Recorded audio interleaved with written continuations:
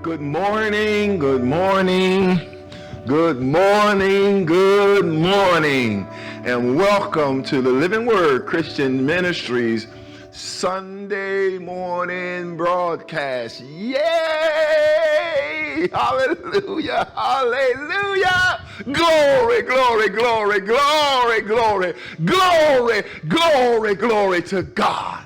I am so delighted that you determined to join in with us in and around the Word of God. Hallelujah. I'm so excited about what God is doing in the hearts of the people. Hey, listen, man, let's go into a word of prayer, and we're gonna jump right in this thing this morning. Come on, somebody.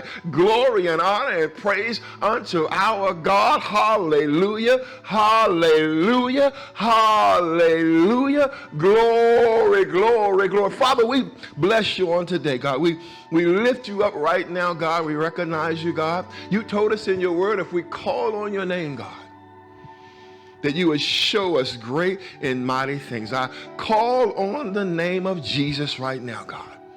Father, asking that you would cause the words that I speak to be spirit and life, God. Hallelujah. God, touch right now the listening ear of this message, God.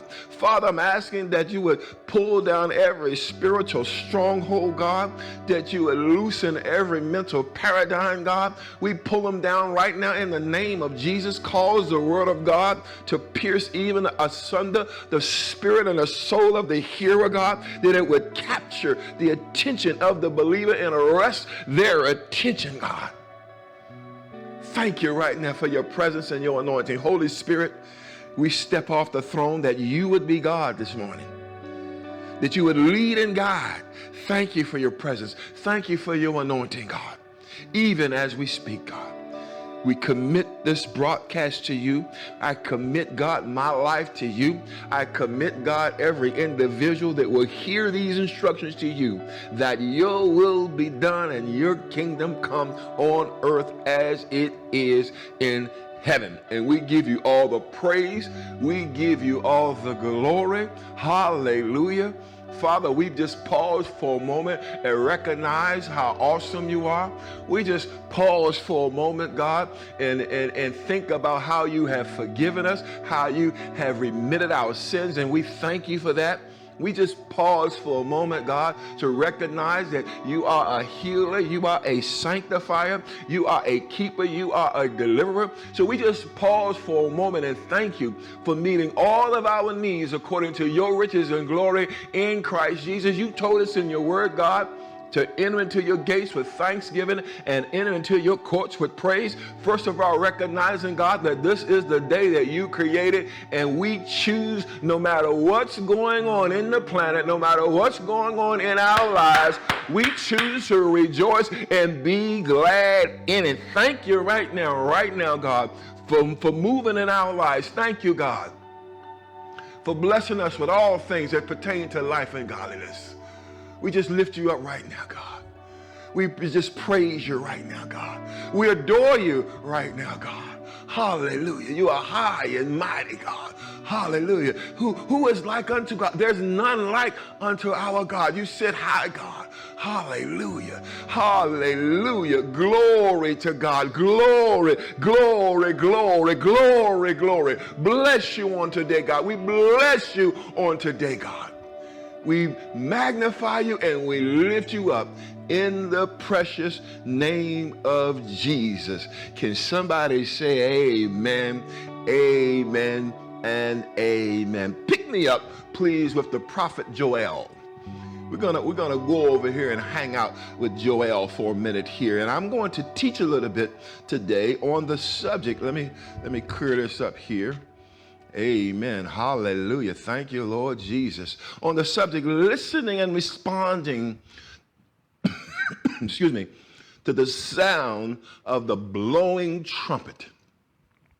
Listening and responding to the sound of the blowing trumpets. Hallelujah. Joel chapter 2 says, blow ye the trumpet in Zion, and sound an alarm, excuse me, in my holy mountain. Let all the inhabitants of the land tremble, for the day of the Lord cometh, for it is nigh at hand. Years ago, I remember that song that came out, Blow the Trumpet in Zion. And that song was a song of rejoicing. It was a song that lifted. But in theory, in the Old Testament, when they blew the trumpet, it had several different meanings behind it. One was to get the people's attention, to let them know that there's a battle at hand. But in this particular case, the trumpets were given to arrest their attention in regards to where they were with God. Here we find the prophet arresting the nation's attention with the sound of a trumpet. It's a warning in regards to the impact of sin and the consequences that it has on their lives and the consequences that it was having in their communities. And more importantly, this trumpet was sounded as a warning of the impending judgment of God. The trumpet is to get their attention in regards to where they were in their relationship, with God. The rhetorical question of where are you that God used to arrest Adam's attention has been replaced by representation of blowing trumpets. You remember when God spoke to Adam and he says, where are you? It was a rhetorical question. Clearly God understood where they were, but he was trying to get Adam's attention, to let Adam know that, Adam, you have made some choices that has changed your position with me. And so we find the prophet blowing the trumpet in regards to how this nation, Judah, had changed their position with God. The call was for them to listen and respond to the sound of the trumpet. Hallelujah. By repenting from their sins and returning back to God. Hallelujah. You see, they had become a little complacent. They had become worldly, they had become sinful, and they had moved out of position with God. Over a period of time, it's easy, actually, to lose your zeal. I mean, after a period of time, you're going to do this, it becomes mundane, and, it become easy to lose your zeal. And in some cases, it becomes very easy to become worldly. Come on, somebody. A little less spiritual activity. You're not praying as much.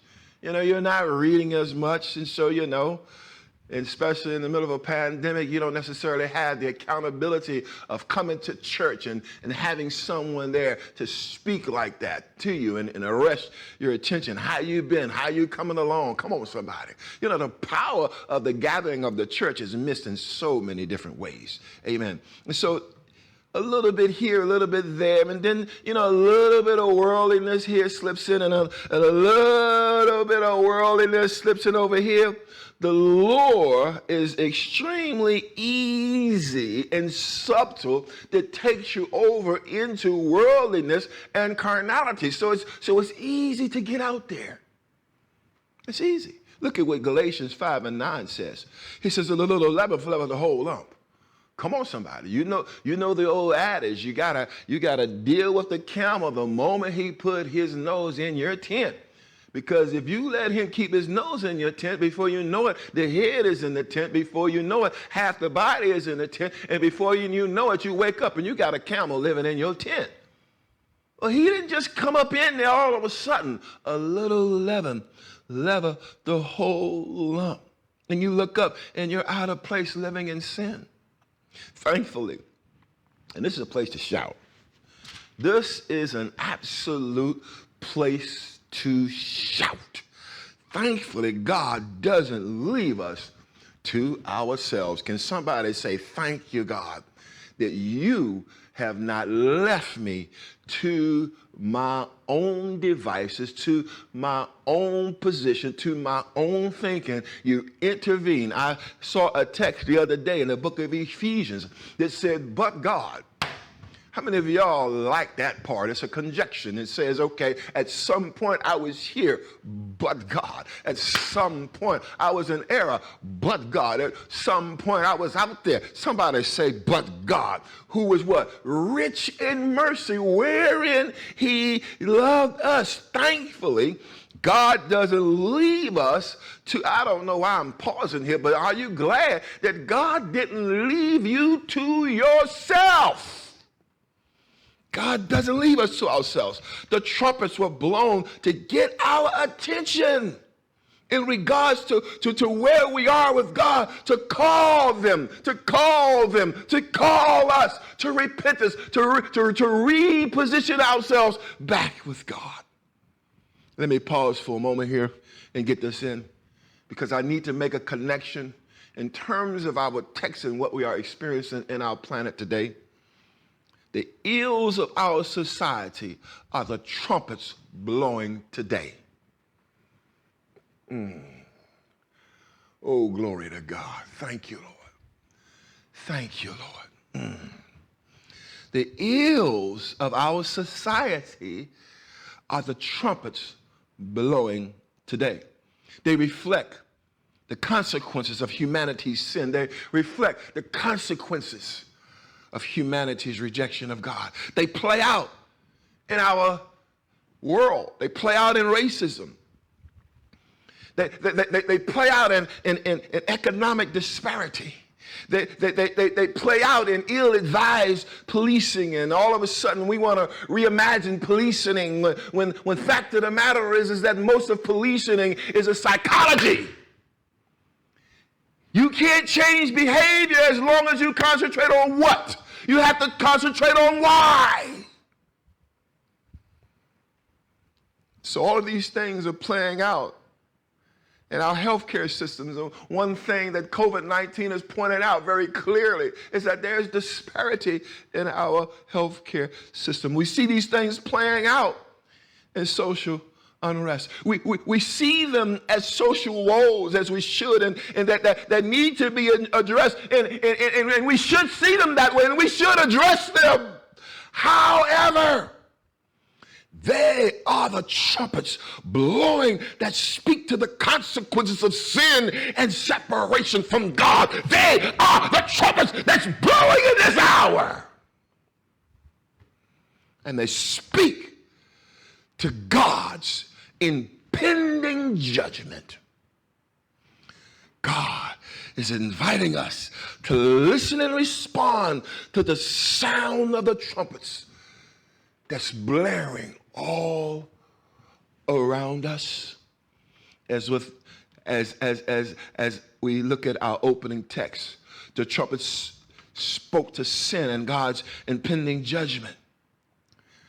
God sheds light on the consequences of their sins as trumpets blowing to warn and lead them to repentance. repentance. Thank you, God, for not leaving me to myself. Thank you, God, for arresting our attention. Because what that lets me know is that God so loved the world. It lets me know, but God, who is rich in mercy, it lets me know when the Bible declares that God created hell for the angels, not people. It's not God's heart that we remain separated from him. Look at man, glory to God, 2 Peter 3:9. The Lord is not slack concerning his promises, as some men count slackness, but is long-suffering. The word long-suffering means to put up with your shortcomings. He says he's long-suffering to usward, not willing that any man, oh man, not willing that any should perish, but that all should come to repentance. The trumpets blowing in our hearts. They're trumpets that are blowing in the hearts of the believers. We won't talk about that. They're trumpets that are blowing in the hearts of the unbeliever. And beloved, there is a mighty trumpet blowing to the nations in this planet. Trumpets are blowing in the hearts of the believers to come out of the world. Oh, beloved, can I challenge you today? Where are you? Hallelujah. Man, I'm telling you right now, man, the law of the world is so subtle. You know, you inch here, you just inch a little bit, you know. That don't feel so bad. Before you know it, man, you're in the proverbial fence and in the middle. And so trumps are blowing in the hearts of the believers to come out of the world. In our opening text, the trump was blowing in the hearts of the people of God to repent and come out. This text Joel was prophesying. He was talking about a nation that was supposedly committed to God. He wasn't talking about the world that was around him. He was talking to the people of God. They'd become like the world, walking in their ways, walking in their sins. Their choices was opening the door to things that would impact their society, that would impact their homes, that would impact their communities. The trumpet was a warning calling them to repent in the light of God's impending judgment. Repent, turn to God. Then and even now, the blowing trumpet is a call to the people of God to come out of the world and return to God. Look at this text here in 2 Corinthians 6:17. He said, wherefore come out from among them and be ye separated, saith the Lord, and touch not the unclean thing. He says, and watch this. I like this part. He says, then I will receive you, and I will be a father unto you, and you shall be my sons and daughter, saith the Lord Almighty. Today the trumpet is blowing in the ears of the believer to repent. Come out of the world and return to God. Should be a distinction between you and the world. Our lifestyle should not be lined up with the world. Come out! Ha! There are trumpets blowing all around us that speak to God's impending judgment. Beloved, don't be deceived by what's going on around you. This thing is beginning to wind down. And you don't want to be on the wrong side. However, if we are in the world, we will get caught up in God's judgment as well. The proverbial being in the wrong place. What? At the wrong time. This is what occurred with Lot's wife. You remember Lot?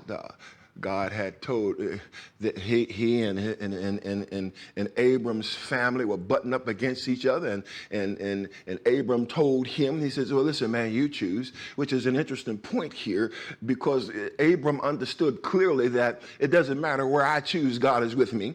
But he went on and let Lot choose, and Lot saw the green, and Lot said, oh man, they must be doing it up down there in Sodom and Gomorrah. Come on, somebody. How many of you all know know that sometimes the world just looks really good. Hallelujah. But I'm telling you right now that the world, the end result of the world is separation from God. And so Lot chose to take him and his family down to Sodom and Gomorrah.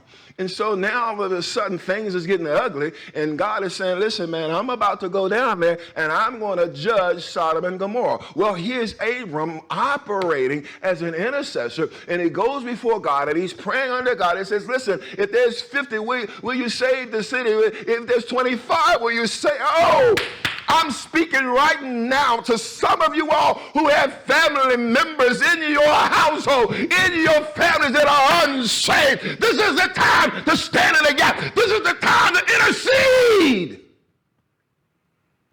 The trumpets are blowing. So Abram intercedes. And God says, okay, you got a handful down there. I'll save them. And so God sends the angelical beings down there to pull Lot and his family out of Sodom and Gomorrah. And so as they're leaving, glory to God, the angelical being says to them, do not look back. I wish I had time. I wish I had time. Don't look back, beloved. The moment you gave your heart to the Lord Jesus Christ, no, don't ever look back. There is nothing in this world that's greater than your relationship with God. But yet, this woman loved the world more than she loved God. She could not help herself. And so the judgment of God came, and she got caught up in the judgment. She looked back, died in a pillar of salt. Come out from among them. Be ye separated, saith the Lord. Touch not the unholy things, and I will receive you. I will be a God to you. You will be my sons and daughters, saith Almighty God. Although the trumpet is a warning because of sin, the trumpet also is a warning that speaks to God's mercy to forgive. The trumpet is a warning that speaks to God's desire to reposition us in the kingdom of God and in his family. The trumpet is a warning to let us know that God is calling us to a place of repentance. Trumpets are blowing in the hearts of the lost as well. Here is where we as believers are part of that blowing trumpet. We understand, or we should understand, what's going on in the world prophetically. Thank you, Lord Jesus. Thank you, Lord Jesus. Listen, thank you for hanging out with us. I'm going to ask that you connect the remaining of this teaching to the beginning. We had an interruption in between there, but I'm going to pick that thing up right there where we are. Amen. The anointing of God is still present. Hallelujah. It's still causing the words that I speak to be spirit and life. Come on, somebody. God is still phenomenal. God is still high and mighty and lifted up. Hallelujah. Glory, glory, glory. The word of God is still sharper than any double-edged sword. It still pierces asunder between the spirit and the soul. So let's pick this thing right back up over here in my second point. My second point. Trumpets are blowing in the hearts of the lost as well. And I indicated that here is where we as believers are a part of that trumpet. Come on, somebody. We understand what's going on around us from a position of prophecy. We understand that the Bible tells us in the latter years these things will happen. We clearly know what's going on. We clearly understand that God's judgment is subsequent. Isaiah 58:1 says, cry aloud, spare not, lift up thy voice like a what? Like a trumpet. and show my people their transgressions and the house of Jacob their sins. It's time for us to blow the trumpet. It's time for us to get back to witnessing to the lost. It's time for us to go out and compel them to come in. It's time for us to use our influence to win souls into the kingdom. Hallelujah. When was the last time you told somebody about the saving grace of the Lord Jesus Christ? This is where we kind of cut off in our broadcast. But many will say, that's not my problem. That's their responsibility. But here is what you have to understand. First Peter tells us that we are priests of the Most High God. And look at Numbers 10 and 8. He says, and the sons of Aaron, the priests,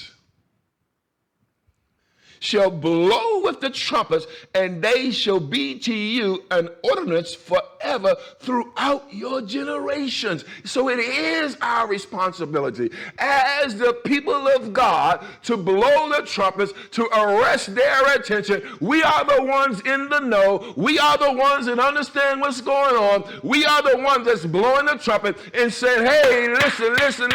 This thing is starting to wind down. We're not trying to promote fear on you. We're just wanting to bring you in to a better relationship with God. Our position is to blow the trumpet and invite them to know Jesus Christ as the Lord of their lives. How many people around you aren't saved? When I conclude teaching this, I'm going to lead the listener into the sinner's prayer. And I want to do that for two reasons. A, just in case you send these instructions to somebody, which you should, who is not born of the Spirit of God, and they want to receive him. Two, to show you how to lead somebody to Christ. It's time, y'all, to get back to soul winning. The trumpets are blowing all around us. Our position is to blow the trumpet and invite them to know Jesus Christ as the Lord of their lives. We're blowing the trumpet because God's judgment is near, and they can experience God's mercy. They can experience God's forgiveness. We are not responsible for bringing conviction on people's hearts. That's the Holy Spirit's responsibility. You're not witnessing to make somebody feel bad because they're a sinner. They know that. You're just bringing them the answer to their sin. Hallelujah. 2 Corinthians 5:19 says, to wit, that God was in Christ, reconciling the world unto himself, not imputing their trespasses unto them, and has committed unto us, the children of God, the priests, the word of reconciliation. We ought to blow the trumpet of the gospel of Jesus Christ to all, that they may repent and be turned back in right relationship with God, that they may be saved, that they may be delivered, that they may be healed. And thankfully, they will be repositioned in God's family and in the kingdom of God. Look at this example we have over here in Acts chapter 2. We're not going to turn over there. In Acts 2, we find Peter blowing the trumpet on the day of Pentecost. You remember the Lord telling them, he says, listen, man, wait until you've been endued with power. And over in Acts 2, they go up in this upper room, amen, and they're in that place praying. Come on, somebody. Obeying the Lord, they went to the upper room and experienced an outpouring of the Holy Spirit. You go over there and you read that, and they came out, and the Bible says that the Holy Spirit set upon them as fire tongues. And all of a sudden, you begin to hear them praising God in different languages. And so people that was around them begin to be amazed at what is this phenomenon? What is going on? And so as many were amazed, Peter used this as an opportunity to extend the gospel to them. After explaining what this experience was all about and challenging them concerning their sins, he instructed them that God had determined that Jesus was the answer, that Jesus was the way, that Jesus was the Lamb of God and an answer to their sins. They had a choice. They had a choice. Do they respond to that trumpet or reject it?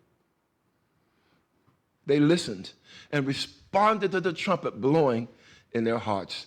Acts 2:37 and 38 says, now, when they heard this, they were pricked in their hearts and said unto Peter and to the rest of the apostles, men and brethren, what shall we do? What shall we do? Then Peter said unto them, repent. Hallelujah. Ooh, glory.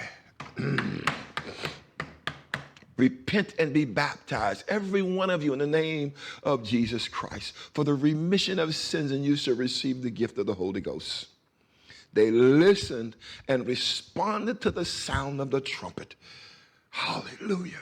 It brought salvation to their lives. Oh, it's time to blow the trumpet of the gospel to all in the sphere of your influence. Hallelujah. Glory to God. Glory, glory, glory. There was a trumpet being blown in the world to hear and respond to as well.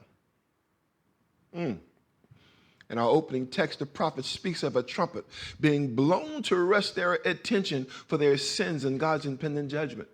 However, this text is prophetic. Joel is prophetic in that it speaks of the day of the Lord, in which the Lord will return and execute his judgment as well. Yet the purpose of the trumpet in both scenarios, then in Joel's time, now in our time, and when the Lord returns, it is the same, and that is to arrest the people's attention because of sin and cause them to repent and turn back to God. You want change? Solomon dedicates the temple. They're having a high time in the Lord. God steps in and arrests his attention. Understanding that Solomon, this mountaintop experience that you're having right now, is not always going to be. You all are subject to making bad choices. You were born in sin and shaped in iniquity. You're going to fall out of relationship with me, Solomon. Things are not always going to be the way they are.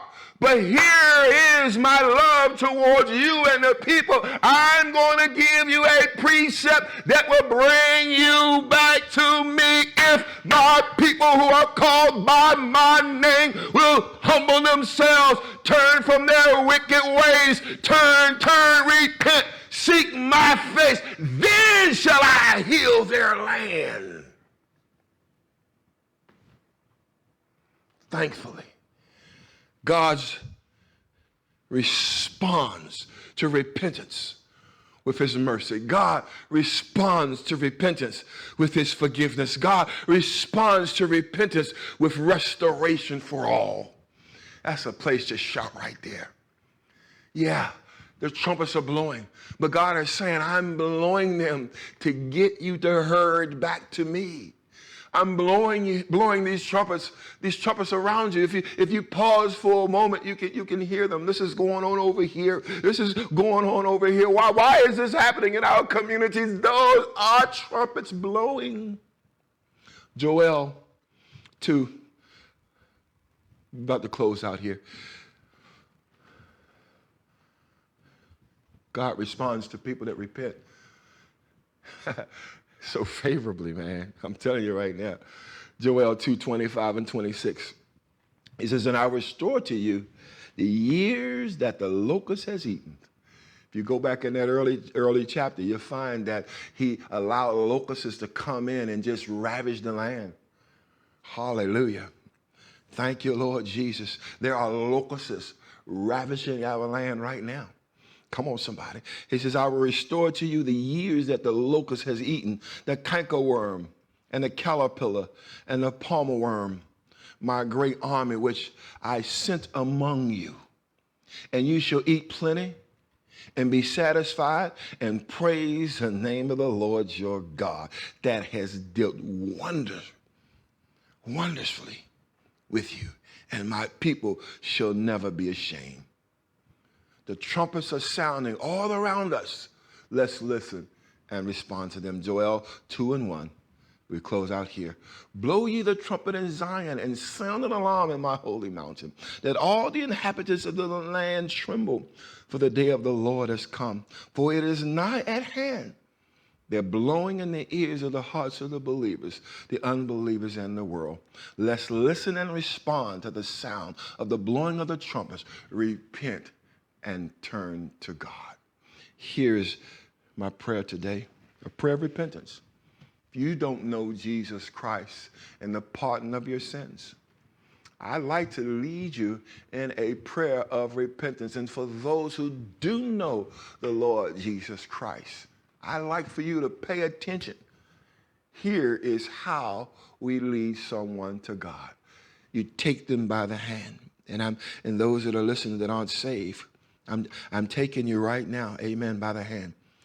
Repeat this prayer after me. God in heaven, creator of heaven and earth, in the name that's above every name, in the name of Jesus, I come to you. You said in your word, God, if I come to you, you would not reject me. Father, I come to you with a humble heart. You see, God, my life. You see my behavior.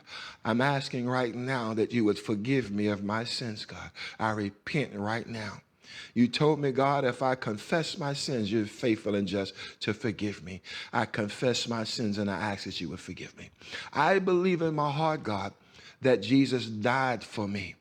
He bore my sins and he bore my sicknesses and he took them to hell. I believe, God, that you raised him from the dead. I look to that Jesus, that same resurrected King. I open my heart right now to you, God. Hallelujah. Oh, God, I receive Jesus Christ in my heart afresh, anew, as my Lord and as my Savior.